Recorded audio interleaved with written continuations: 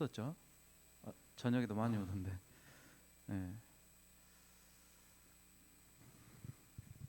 자, 우리가 그러면은 주님께 사도신경 하심으로 신앙 고백하시고 주님께 찬양 올려드리도록 하겠습니다. 나는 전능하신 아버지 하나님, 천지의 창조주를 믿습니다. 나는 그의 유일하신 아들 우리 주 예수 그리스도를 믿습니다. 그는 성령으로 인도되어 동정녀 마리아에게서 나시고 본디오 빌라도에게 고난을 받아 십자가에 못 박혀 죽으시고 장사된 지 사흘 만에 죽은 자 가운데서 다시 살아나셨으며 하늘에 오르시어 전능하신 아버지 하나님 우편에 앉아 계시다가 거기로부터 살아있는 자와 죽은 자를 심판하러 오십니다. 나는 성령을 믿으며 거룩한 공교회와 성도의 교제와 죄를 용서받는 것과 몸의 부활과 영생을 믿습니다. 아멘. 우리 첫 번째 찬양 은혜 다 같이 부르시면서 주님께 한번 고백하는 시간 갖도록 하겠습니다.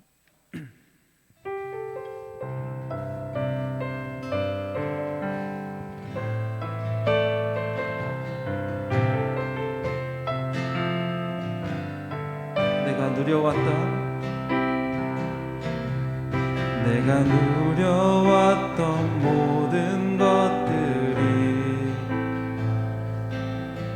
내가 지나왔던 모든 시간이 내가 걸어왔던 모든 순간이 당연한 것 아니라 은혜였어. 아침 해가 뜨고 저녁에 노을 봄의 꽃향기와 가을의 열매 변하는 계절의 모든 순간이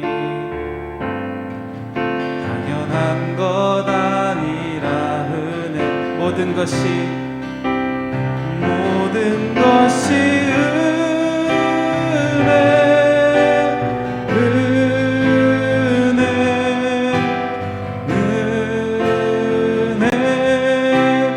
한없는 은혜 내 삶에 당연한 건 하나도 없었던 것을 모든 것이 은혜. 우리가 2절 찬송하겠습니다. 내가 이 땅에 태어나 사는 것 어린아이 시절과 지금까지 숨을 쉬며 꿈을 꾸는 삶 당연한 것 아니라 내가 하나님의 자녀로 살며 내가 하나님의 자녀로 살며 오늘 찬양하고 예배하는 삶 복음을 전할 수 있는 축복이 당연한 것 아니라 모든 것이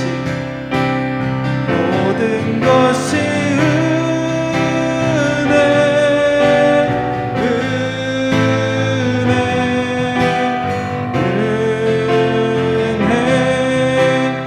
한없는 은혜 내 삶에 당연한 건 하나도 없었던 것을 모든 것이 은혜. 우리가 다시 한 번 더 모든 것이 은혜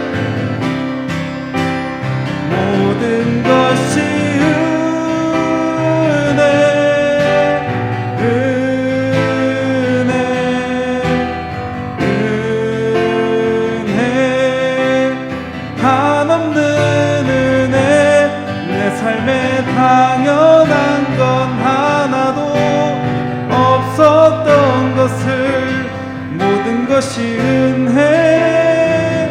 은혜였소. 아멘. 우리가 이 시간은 삶의 예배라는 찬양 부르시면서 주님께 예배하는 마음 갖도록 한번 하겠습니다.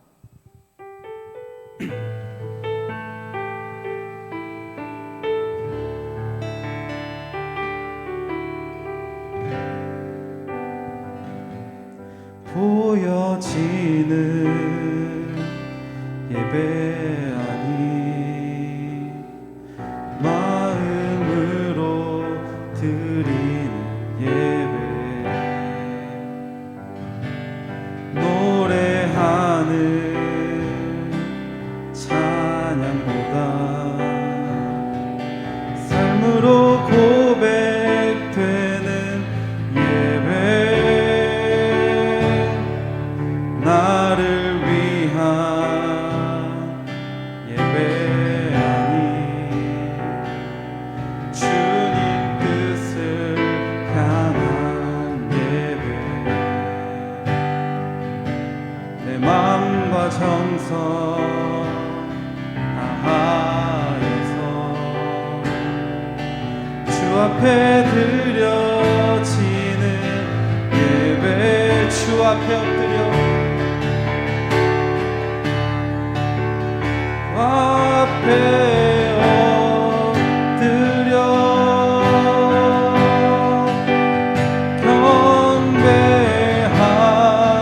경배합니다.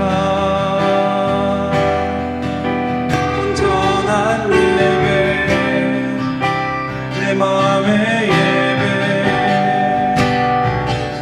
내 모든 것 받기 합당하신 분 앞에 엎드려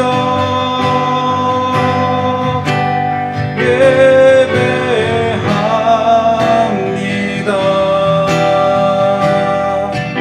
나의 모든 삶 나의 모든 뜻 말씀 앞에 순종하는 삶의 예배 원하네 나를 위한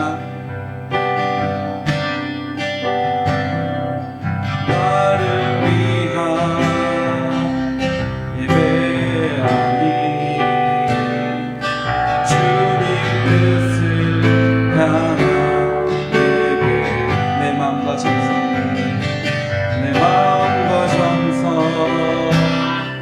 다하여서 주 앞에 드려지는 예배 주 앞에 엎드려 주 앞에 엎드려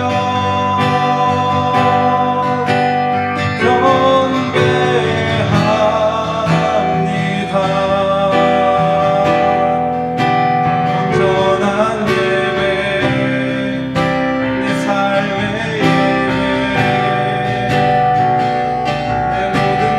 받기 합당하신 분 주 앞에 엎드려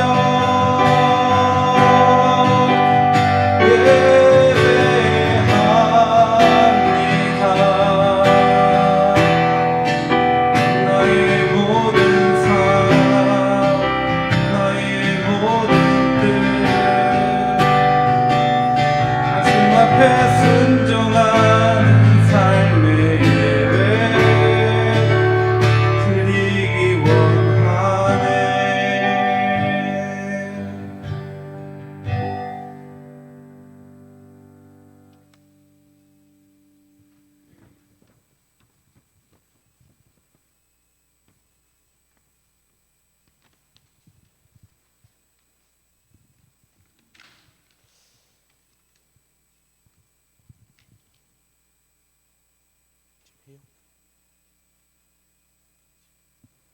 하나님, 오늘 한자리에 모여 예배 드릴 수 있도록 인도하여 주시니 감사합니다.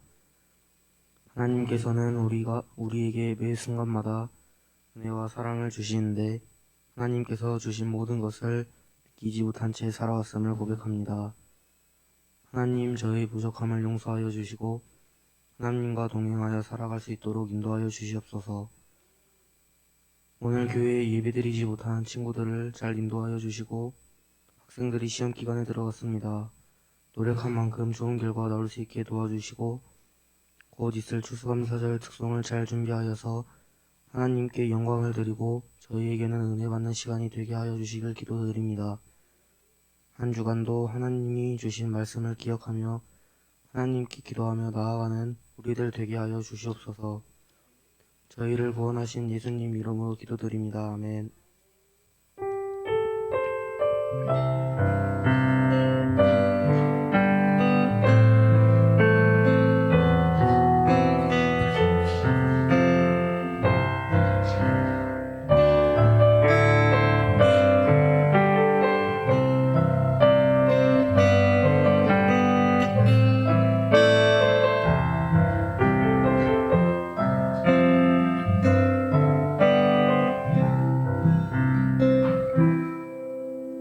예, 오늘도 하나님의 말씀을 같이 보도록 하겠습니다. 하나님의 말씀은 마태복음 3장 1절부터 12절의 말씀입니다.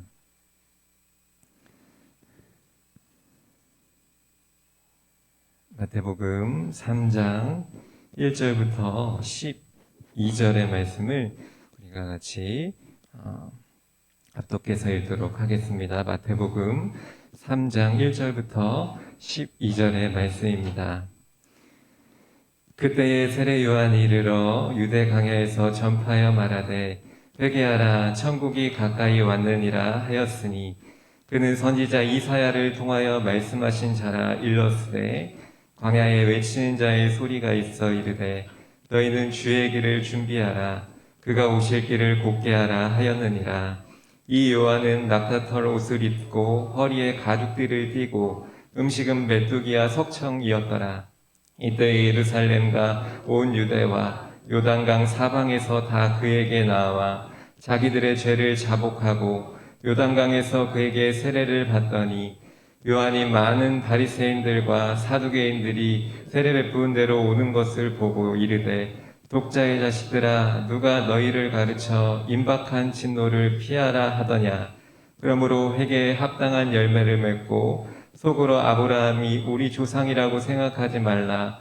내가 너희에게 이르노니 하나님이 능히 이 돌들로도 아브라함의 자손이 되게 하시리라. 이미 도끼가 나무 뿌리에 놓였으니 좋은 열매를 맺지 아니하는 나무마다 찍혀 불에 던져지리라. 나는 너희로 회개하게 하기 위하여 물로 세례를 베풀거니와 내 뒤에 오시는 이는 나보다 능력이 많으시니 나는 그의 신을 들기도 감당하지 못하겠노라. 그는 성령과 불로 너희에게 세례를 베푸실 것이요 손에 키를 들고 자기의 타작마당을 정하게 하사 알곡은 모아 곳간에 들이고 쭉정이는 꺼지지 않는 불에 태우시리라. 아멘. 할렐루야. 오늘 합당한 열매를 맺어라 라는 말씀의 제목을 가지고 같이 말씀을 나누고자 합니다. 여러분들, 우리가 저번 시간에 이제 헤로당의 그런 핍박과 그런 모든 것들을 피해서 이제 소년 시절을 이제 이집트로 잠시 피신하셨다가 다시 이제 나사렛 그 유년 기절 시절을 보내셨던 곳으로 예수님은 이제 그곳에서 살아가시고요. 이제 그 헤롯 왕이 또한 유대를 다스릴 때 사가랴라는 제사장이 살고 있었어요. 그 제사장은 하나님 앞에 의인이었다라고 칭해져요. 이 사가랴가 성전에서 분향을 하고 있을 때 하나님의 천사가 그 사가랴에게 놀라운 소식을 전해줍니다. 어떤 놀라운 소식을 그 천사가 전해주냐면 사가랴야, 너의 아내가 아들을 낳을 것인데 그 아들의 이름을 요한이라 지을 것이라고 알려주시는 거예요. 여러분들, 그 천사가 어떤 아이를 낳을 것인데 그 아이의 이름까지 져주는 거예요. 하나님께서 예비하신 하나님의 사람을 하나님께서 준비시켜 주시는 거예요. 특별히 오늘 말씀을 보니까 여러분들이 그동안 구약 1, 2, 3에서 배웠던 선지자의 이름들 중에 어떤 선지자의 이름이 오늘 나오고 있죠? 누구라고요? 누구라고요? 누구라고요? 이사야, 맞아요. 이사야 선지자 기억나나요? 건이 오늘 기도 잘했는데 이사야 선지자 기억나나요? 이사야 선지자가 어디 나라에서 활동을 했던 선지자였는지 여러분들 아마 조금 기억날 수가 있을 거예요. 그 이사야 선지자는 바로 히스기야 왕과 므낫세 왕과 아몬 왕과 요시야 왕, 그 남유다 왕 4대에 걸쳐서 활동했던 그런 선지자였죠. 그 선지자의 이름이 지금 신약 시대 그 500년이나 600년 후에 이렇게 다시 그 말씀이 펼쳐지고 이루어지고 있는 것입니다. 그런데 이미 500년, 600년 전에 이런 사람이 이사야 선지자의 예언과 말씀을 통해서 태어날 것인데 그는 예수님의 오실 길을 준비하는 사람으로 훈련되고 자라날 거야 라고 500년 전, 600년 전에 이사야 선지자의 입을 통하여서 선포되었던 거예요. 여러분들. 하루 이틀 전에 얘기가 나온 게 아니라 몇 년 전에? 몇백 년 전에 이미 이 이사야 선지자를 통하여서 세례 요한이라는 사람이 예수님의 오실 길을 준비하는 사람으로 준비될 거다, 준비될 거야 라고 이렇게 이사야 선지자가 얘기해 줬었던 것이죠. 그런데 그런 놀라운 일이 지금 오늘 그 사가랴라는 그 이스라엘 제사장의 집에, 특별히 그 아내와 남편에게 천사를 통하여서 알려주고 계시는 거예요. 할렐루야. 저에게도 좀 그렇게 알려주셨으면 좋겠어요. 어디로 가면 뭐가 좋을지, 어디를 선택하면 뭐가 좋을지, 우리 그렇게 하나님께서 알려주셨으면 좋겠는데 실제로 그런 일들이 지금 일어나고 있는 거예요. 이 부부는 제사장 출신이었어요. 둘 다. 근데 늙어서 자식을 낳을 수 없다고 생각했었어요. 근데 이 사가랴는 이 천사의 소식을 듣고 자신들이 이미 나이가 많이 들고 늙었기 때문에 이 아이가 태어날 것이라는 것을 쉽게 마음속으로 믿기가 어려웠어요. 그런데 천사는 그런 마음에 믿음이 없었던 사가랴의 마음 가운데 이 아들이 태어날 것인데 이 세례 요한에 대한 부르심과 그가 어떻게 살아가게 될 것인지 분명하게 알려주시는 것입니다. 근데 놀라운 사실은 뭐냐면 세례 요한의 삶만 하나님께서 알려주시는 것이 아니라 우리 고흥서부교회 학생들에게도 그렇게 살아가게 될 것이다. 알려주실까요? 안 알려주실까요? 저에게도 알려주실까요? 안 알려주실까요? 우리가 이 고흥서부교회 청소년부 예배에 와서 기도하고 예배하고 찬양하면 우리에게 매일매일의 삶 가운데 우리가 살아가는 평범한 학교 다니는 그 생활 속에 알려주시기로 하신다는 거예요. 우리가 우리의 마음을 하나님 앞에 활짝 열고 우리가 학교 생활도 하고 학원도 다니고 길도 걸어 다니고 친구들도 만날 때 하나님께서 우리의 눈에 보이지는 않지만 하나님의 방법으로 우리에게 말씀해 주시고 알려주신다라는 것입니다. 할렐루야. 우리가 하나님을 정말로 기뻐했으면 좋겠어요. 그런 하나님, 몇백 년 전부터 예비하시고 알려주시는 그 하나님께서 우리에게도 그런 놀라운 사실을 이루어주고 계시는 거예요.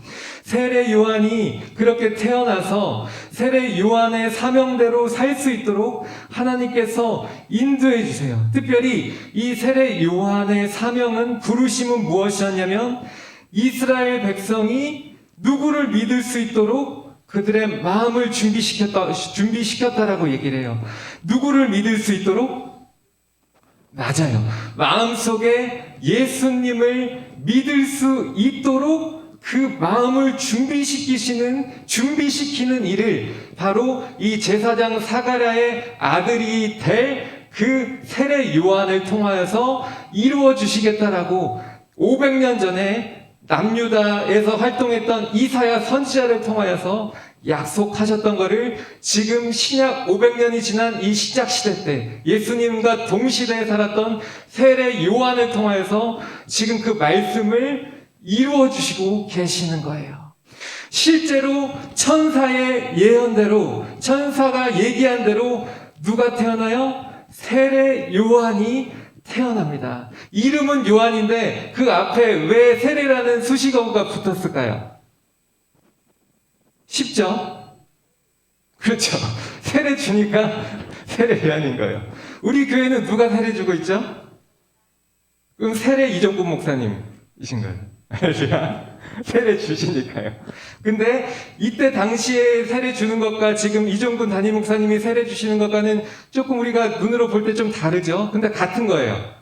이때 당시에는 여러분들 예전에 구약 배울 때 조금 덥나요? 안 덥나요? 안 덥나요? 그 나아만 장군 기억하나요?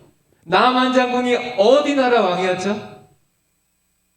두 글자였는데 애굽 나왔고 애굽은 아닌데 어쨌든 나온 게 중요한 거예요. 누구가 하죠? 어디였죠? 아자로 시작하는데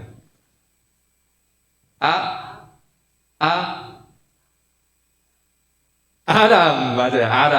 아람 지금의 나라의 뜻하면 시리아라는 나라죠. 아람이라는 그곳의 군대 장관이었죠. 그 군대 장관이 이스라엘로 포로로 잡혔던 그 소녀의 얘기를 듣고 그 문둥병이 낫기 위해서 어디 강으로 가서 누구 선지자를 만나서 어디 강으로 가가지고 몇 번 담그면 어떻게 나왔었죠? 그렇죠. 중요한 거. 무슨 강? 요단강. 오늘 세례 요한이 세례 주는 강 무슨 강?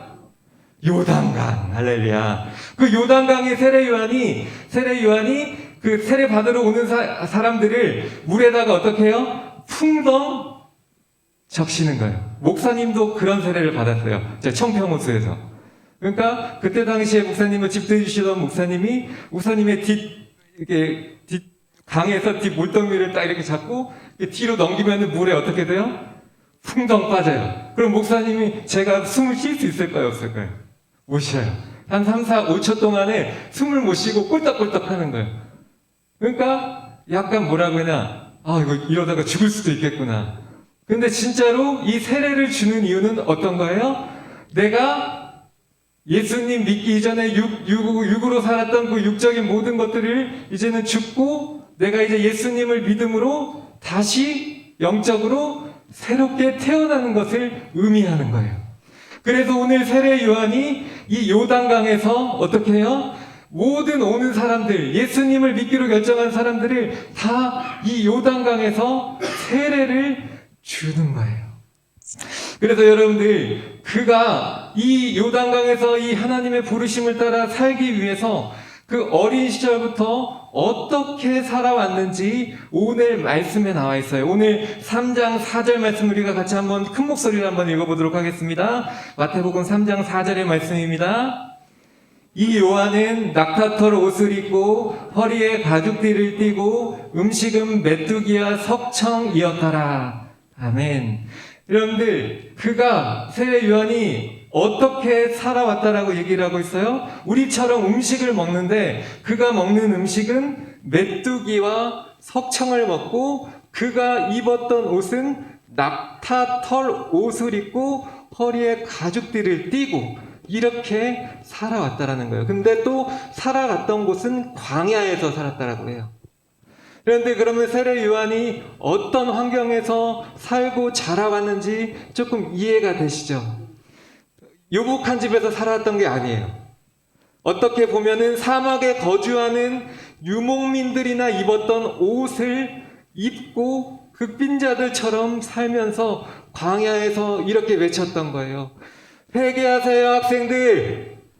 회개하십시오, 학생들. 천국이 가까이 왔습니다. 하나님의 나라가 가까이 왔으니 모두 회개하세요, 학생들. 이렇게 지금 우리 시대에 말하면 이렇게 학생들에게 선포하고 있는 거예요. 여러분들, 회개가 무엇이라 그랬죠? 죄를 자복하고 우리의 죄된 삶에서 돌이키는 것을 회개라고 해요. 그래서 우리가 예배 시간에 와서 기도할 때 회개합시다 하면 그동안 일주일 동안에 지었던 말씀에 벗어났던, 말씀에 불순종했던 그런 생각나는 죄들을 우리의 입술과 마음으로 입술로 고백하면서 하나님 내가 이런 죄를 지었습니다. 용서해 주세요. 예수님의 이름으로 기도합니다. 그렇게 기도할 때 하나님께서 예수님의 보혈과 십자가를 생각하시면서 우리를 용서해 주시는 거예요. 그런 회개를 지금 세례 요한을 통하여서 이루어가고 계시는 거예요. 그래서 그가 광야에서 메뚜기와 석청, 지금 우리나라에 있는 그런 메뚜기는 아니에요. 살짝 그 동아프리카에 있는 그런 좀 큰 메뚜기라고 해요. 그런 메뚜기나 이런 꿀 같은 거, 돌에서 나오는 그런 여러분들 다큐멘터리 같은 데 보면은 그런 석창 있죠. 돌에서 나는 꿀. 돌에다가 이렇게 벌집 짓는 그런 꿀들이 있어요. 그런 꿀이랑 이런 거 먹으면서 아주 쉽지 않게 자라면서 사역을 했던 거예요. 그러면서 회개하라고 외치는 거예요. 그래서 약속된 예수님이 이제 오실 날이 가까이 왔기 때문에 세례 요한이 회개하라고 이런 강력한 외침을 학생들과 사람들의 마음 가운데 선포하는 거예요. 이스라엘 백성들은 이 세례 요한의 메시지야 이 회개 선포를 듣고 마음속에 뉘우침이 생기는 거예요. 아, 내가 그동안 살아왔던 삶이 말씀이랑 너무 동떨어진 삶을 살았었구나. 나는 하나님을 사랑하면서 믿음으로 살라고 분명히 말씀에 나와 있었는데 예수님을 믿고 예수님을 사랑하면서 살아가라고 주님 말씀하셨는데 나는 예수님을 사랑하는 것보다 세상에 있는 가수들, 문화들 이런 것들을 내가 더 쫓으면서 그런 것들에만 내가 더 마음을 뺏겼구나. 내가 게임하는 시간을 줄이지 않고 내가 막 내 마음대로 그리고 좋지 않은 영화들이나 여러 가지 것들을 내 마음대로 그냥 너무 빠져 살았구나. 이런 마음속에 깨달아짐, 뉘우침이 생기면서 회개하기 시작하는 거예요. 할렐루야. 여러분들 어렵죠? 이런 회개하는 것이 쉽지 않아요. 왜냐하면 회개할 때 누가 나한테 이렇게 목사님 저한테 그렇게 얘기하면은 저는 힘들 거예요. 너 회개해. 너 그거 잘못했어. 재상아 너 그거 잘못했잖아. 너 음란물 보는 거나 잘못된 거 한 거 있으면 너 그거 회개해야지. 만약에 저에게 그런 얘기를 확 한다면 목사님의 마음이 어떨 것 같아요? 어렵겠죠. 처음에 들을 때는. 그런데 인간적인 마음으로 그것을 하는 것이 아니라 하나님께서 회개할 수 있는 마음을 우리 마음 가운데 주시는 거예요. 그래서 그것을 회개하고 죄를 고백하고 죄에서 돌아서서 하나님을 향하여 바르게 살기 시작하는 것입니다. 여러분들 우리 학생들도 바로 이 회개를 진정한 회개를 바로 이 고흥서부교회에서 하길 하나님께서 원하십니다. 할렐루야. 우리가 마음속으로 하나님을 따라야지 순종해야지 결정하기 시작할 때 하나님께서 우리 마음 가운데 그 회개할 수 있는 마음을 주셔서 정말 예수 그리스도를 믿을 수 있도록 우리의 마음을 활짝 열어주실 것입니다. 우리 앞에 옆에 우리 친구들에게 좀 이렇게 고백해 주시다. 회개합시다. 회개합시다. 회개합시다. 회개합시다. 회개합시다 얘기하면 사실 어려운 일이에요. 그런데 여러분들 회개는 하나님과 우리와의 관계를 회복시킬 수 있는 유일한 방편입니다. 에덴 동산에서 아담과 하하가 선악과를 따먹고 그 이후에 태어나는 모든 사람들은 죄 때문에 하나님과의 관계가 단절돼 버렸어요. 근데 오늘 우리가 듣고 있는 그 예수 그리스도를 통하여서 예수님을 믿고 회개하면 하나님과 우리의 단절된 관계가 어떻게 되는 거예요? 다시 회복되는 거예요. 하나님과 우리의 관계가 회복되고 자녀 관계가 회복되면 우리가 그 죄의 사슬과 죄책감으로부터 어떻게 되는 거예요?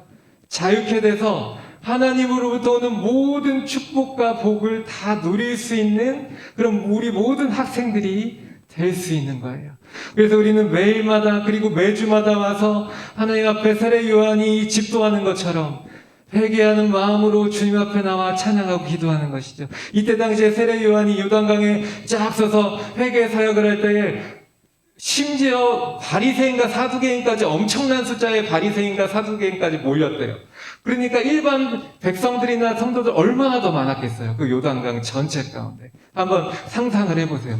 그 많은 사람들이 그 요단강에 뒤로 누워가지고 물에 빠지는 그 바티저라고 하죠. 그 세례 물에 담그다라는 그 세례 의식을 지금 우리는 고흥서부교회 와가지고 물에 이렇게 약식으로 세례 지금 우리 누구 받았죠? 송현이가 저번에 받았죠?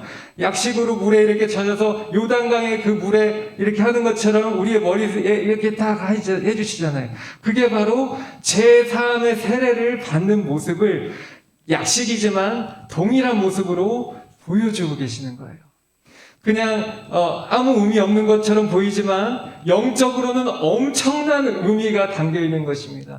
평생 딱 한 번 받는 것이고 하늘나라에 가서도 나 세례 받았어요. 당당하게 내밀 수 있는 거예요. 할렐루야. 그래서 여러분들 이제 곧 또 하반기에 세례가 다가오는데 여러분들 세례 받으라고 목사님이 이렇게 얘기하는 거 아니에요. 강제적으로 받는 건 아니에요. 근데 여러분들 세례가 그런 놀라운 의미가 있다라는 것을 여러분들 기억하면서 오늘도 그 말씀 따라 순종하며 이번 한 주를